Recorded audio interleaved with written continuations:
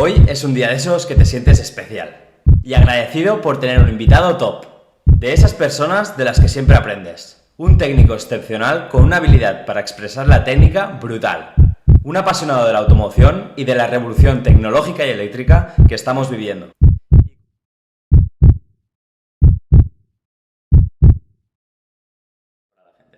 Muchas gracias, Óscar, a ti por la invitación. La verdad que es una iniciativa que me parece fantástica y para mí pues es un placer estar aquí, que me hayas invitado a tu casa, a este espacio, este bucket, la silla de gamer y bueno, con ganas de hacer la entrevista. ¿Qué hace un asturiano de raíz en el centro técnico de SEAT y como responsable de la física del vehículo, ¿no? Si nos puedes explicar un poco tu historia. O sea, a mí siempre me gusta decir, ¿no?, que ha sido como un vuelo con escalas, ¿no?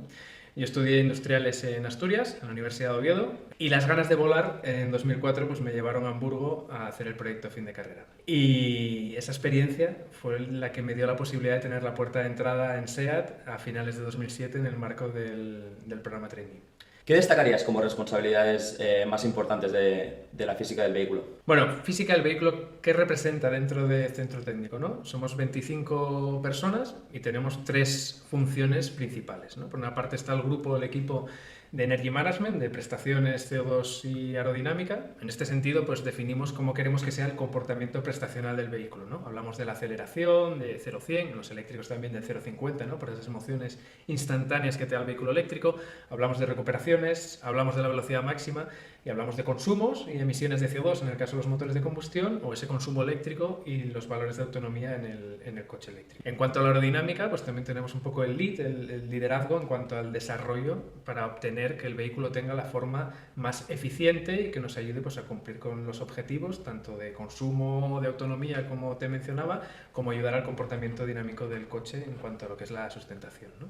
Luego la parte también incluimos otra función como desarrollo de pesos y una tercera función, una tercera pata, que es el desarrollo de acústica, que en este sentido pues lo que hacemos es el análisis estructural, el análisis también de vibraciones, la definición de las barreras acústicas, ¿no?, o la mejora del confort interior a través de una insonorización del habitáculo, la aeroacústica, ¿no?, y el car audio. En este caso el car audio pues una función compartida con los compañeros de X. Nosotros somos responsables un poco de la ecualización de ese sonido final. Y relacionado con el CO2, hay un tema importante que quería comentar y es la nueva normativa Euro 7. Es una normativa que es mucho más restrictiva a la normativa anterior, reduce mucho más las emisiones. Esa es la parte positiva, y la parte negativa, el desarrollo es complejo y tenemos poco margen, ¿no?, para llegar a este desarrollo. Es decir, en 3 años tendríamos que desarrollar nuevos motores de combustión interna para poder cumplir esa normativa. ¿Cuál es la reflexión de Ángel Suárez respecto a la EU7? Pues me alegra, Óscar, que me hagas la pregunta porque me va a dar pie a explicar un poco la diferencia entre CO2 y su regulación y el resto de gases que emite el tubo de escape del coche y su regulación a través de las fases de contaminación, ¿no?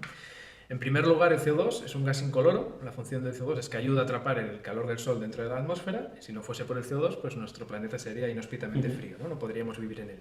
¿Cuál es el problema que tiene el CO2? Pues que el aumento gradual del mismo pues nos está llevando al calentamiento global, al cambio climático, con las consecuencias que esto tiene en cuanto a fenómenos meteorológicos y lo perjudicial que puede resultar para nosotros, ¿vale?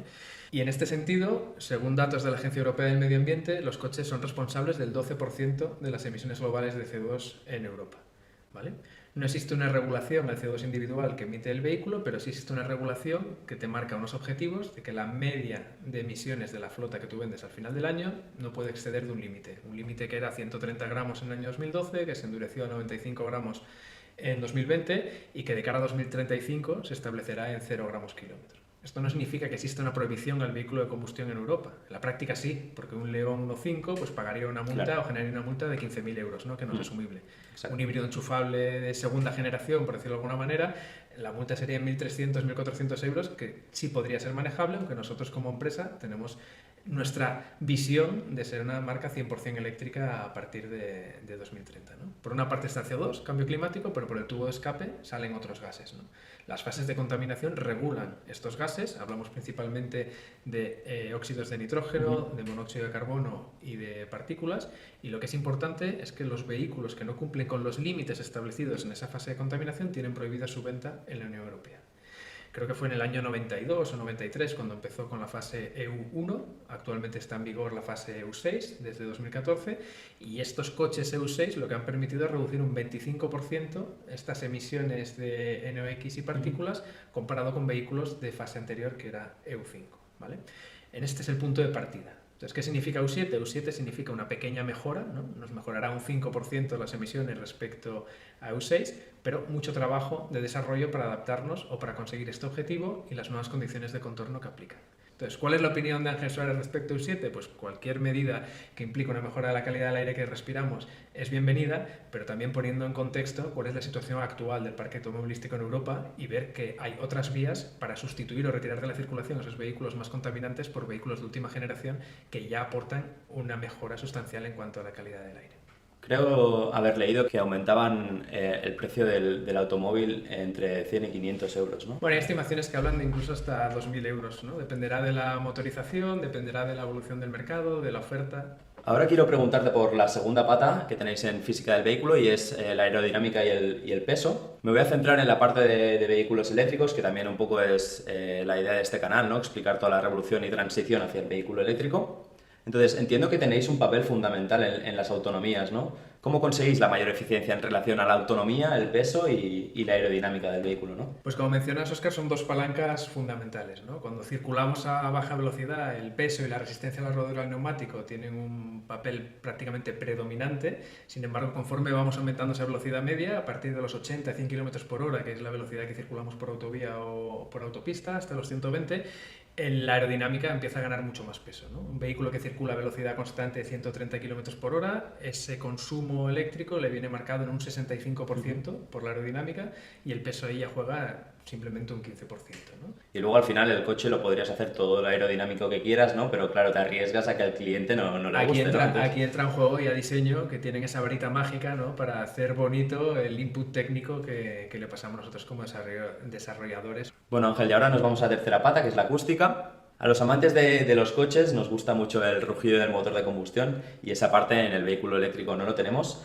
A nivel acústico, ¿existe algún proyecto para hacer más atractivo o más emocional el vehículo eléctrico? Pues me gusta que me hagas esta pregunta, Óscar, porque me da pie a separar, ¿no? Dos vertientes, en cuanto a sonido exterior y en cuanto a ese sonido interior, a esa emocionalidad que tú me estás mencionando, ¿no?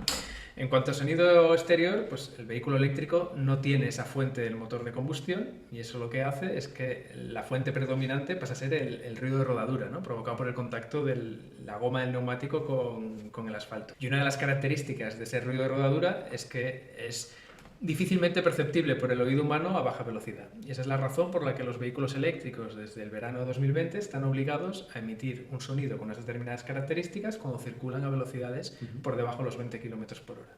Pues decir, ostras, ¿y a qué suena? Pues simplemente hay que escuchar el Cupra Born, ¿no? ¿Cómo nos imaginamos que queríamos que fuese el sonido de ese primer vehículo 100% eléctrico de la marca Cupra? Pues aquí hicimos un trabajo conjuntamente con diseño y esos elementos que inspiran el diseño de Cupra, como son la madera, la piedra, la fibra de carbono y el cobre, los recogimos dentro de sonidos.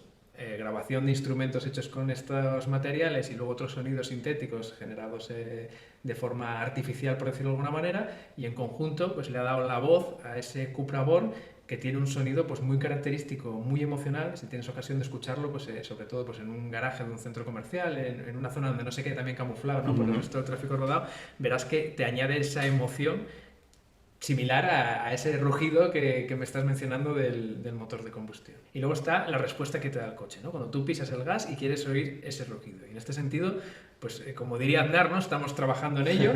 Para que te quedes tranquilo, el mismo equipo que ha desarrollado los escapes de los modelos de combustión que tenemos en Cupra, de ese Sound Actor que te añade la emocionalidad si tienes el modo Sport o el modo Cupra, ese mismo equipo que está apasionado por ese rugido del motor de combustión es el que está detrás de definir el sonido. Un sonido que no queremos que sea igual al motor de combustión, queremos que sea algo diferente, pero que el principal ingrediente que estamos utilizando es la adrenalina. Sí, la verdad que yo tuve la oportunidad de estar en Berlín en la Fórmula E.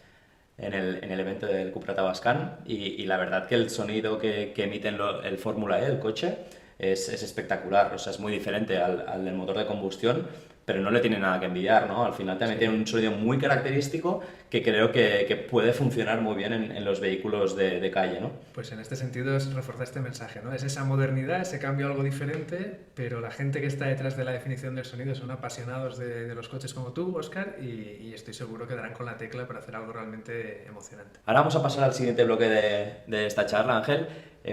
Son unas preguntas que no he preparado yo, son unas preguntas que vienen de empleados de SEAT que tienen inquietudes. La primera pregunta es respecto a CO2. Afirmamos que el coche eléctrico tiene 0 emisiones locales, pero para fabricar baterías y para reciclarlas sí que tenemos emisión, ¿no? Entonces, ¿sigue siendo el coche eléctrico una alternativa para resolver todo el problema de las emisiones?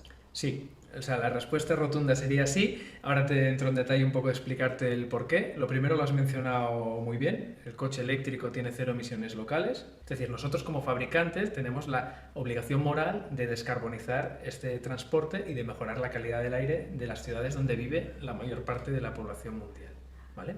Aquí uno de los argumentos que se utiliza en contra del coche eléctrico es decir, sí, ya. Pero si tú miras la foto desde que extraes el litio hasta que ensamblas la batería y el ciclo vida del coche, es mucho más contaminante que el motor de combustión.